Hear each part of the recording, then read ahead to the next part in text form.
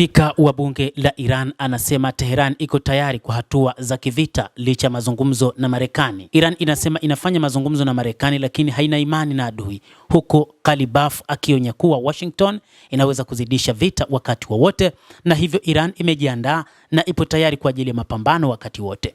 Spika wa bunge la Iran Mohammad Bagher Ghalibaf amesema kuwa Tehran inaendelea na mazungumzo na Marekani lakini bado iko tayari kuchukua hatua za lazima, huku kukiwa na hofu ya kuongezeka tena.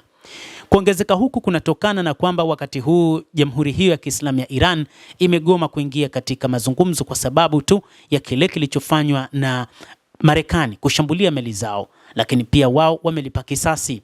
Hata hivyo inadaiwa kwamba kuna mazungumzo ya pande mbili kabla ya kwenda huko Pakistan, mazungumzo ambayo yanatengeneza namna ya kupata mwafaka wa kuingia katika mazungumzo huko Islamabad. Inaelezwa kwamba wakati huu Marekani inatengeneza namna nyingine ya kuiaminisha Iran kuingia katika mazungumzo ambayo yangeweza kufanyika leo, na rais wa Marekani Donald Trump ametoa taarifa kwamba huenda mazungumzo hayo yakafanyika kesho, siku ya Jumanne. Kwa maana hiyo kila alichokisema Ghalibaf kwamba mazungumzo yanaendelea lakini wao wamejipanga kwa ajili ya vita wakati wowote kwa sababu hawamwamini adui. Hatumwamini adui, wakati wowote anaweza kuzidisha vita, Ghalibaf alisema katika matamshi ya televisheni kulingana na shirika la habari la Mehr la nchini Iran. Tunafanya mazungumzo ya kutengeneza lakini tumejiandaa kwa hatua zinazohitajika, aliongeza. Amesema Iran imejifunza kutokana na vita vya siku 12 mwezi wa Juni mwaka uliopita 2025 na imesalia tayari kwa makabiliano yoyote yajayo. Ghalibaf pia alisema mzozo unaoendelea kati ya Marekani na Israel ulianza kupitia udanganyifu wa Marekani katika mazungumzo.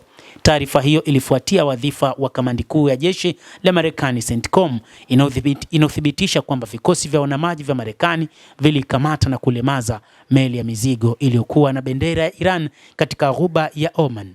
Vikosi vya Marekani vinavyofanya kazi katika bandari ya Arabia vimetekeleza hatua za kuzuia majini dhidi ya meli ya mizigo yenye bendera ya Iran ilijaribu kuelekea bandari ya Iran, CENTCOM ilichapisha katika ukurasa wake wa X.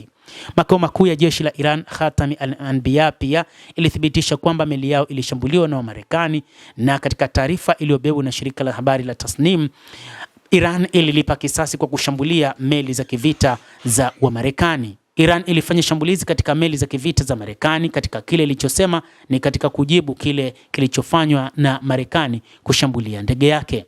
Huku ndiko ambako kunazidisha mzozo kati ya Marekani na Iran. Hata hivyo, mzozo wa Marekani na Iran umetengeneza mazingira ambayo kimsingi nchi nyingi zimekuwa na hofu, hasa nchi za magharibi, kwamba vita hivi vinaweza vikarejea wakati wowote, hasa baada ya tarehe ya mwisho ambayo ni siku ya Jumatano. Lakini pia inaelezwa kwamba hata kama mazungumzo hayo yangeweza kufanikiwa, ingekuwa ni vigumu kwa Iran kukubaliana na mipango ya Marekani. Marekani inataka Iran ihamishe nyuklia, lakini pia inataka ifungue mlango wa bahari wa Hormuz.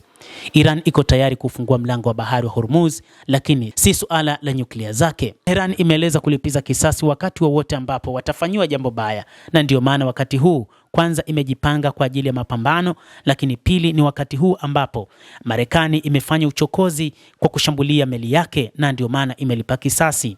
Kwa hivyo hata wakati huu bado kunaonekana kwamba kuna uwezekano mkubwa wa kuanzishwa kwa mashambulizi katika kipindi hiki ambapo mataifa hayo yameona yaingie katika mazungumzo. Makamu wa kwanza wa rais wa Iran Mohammad Reza Aref pia alionya kwamba usalama katika eneo hauwezi kuhakikishwa ikiwa mauzo ya mafuta ya Iran yataendelea kuwa na vikwazo.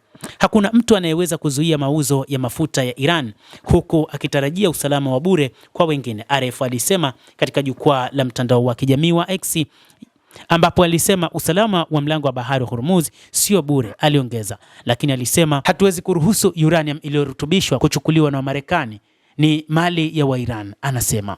Marekani na Iran zilifanya mazungumzo nchini Pakistan mapema mwezi huu kuelekea amani ya kudumu, na juhudi za kikao kingine mjini Islamabad zinaendelea. Hata hivyo, bado taarifa ya Iran kwamba haitohudhuria katika kikao hicho haijabatilishwa. Endelea kutufuatilia, lakini usisahau kulike, usisahau kucomment, kadhalika usisahau kusubscribe channel yetu hii ili upate habari hizi kwa mapana kupitia The World News. Mimi ni Adam Hussein, endelea kuwa nasi wakati wote, endelea kutufuatilia.